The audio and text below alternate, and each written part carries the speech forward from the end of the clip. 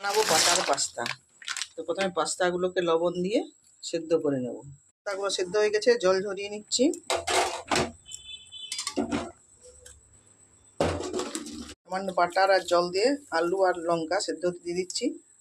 সেদ্ধ করে নিয়ে এর মধ্যে আবার দিয়ে দিলাম কিছুটা বাটার। এরপর দিয়ে দিচ্ছি টমেটো আর কাঁচা লঙ্কা, ঝালটা যে যার মতো বুঝে দেবেন। এরপর দিয়ে দিচ্ছি একটা ভাজা মশলা, এতে জিরে আছে। ভালো করে নেড়ে নেবো আর একটু সেদ্ধ করে নেব। দিয়ে আলু টমেটো ভাজা ভাজা করে নিয়ে এরপর দিয়ে দিলাম পাস্তাগুলো দিয়ে এবার একটু নেড়ে চেড়ে নেবো আলু টমেটোর সাথে।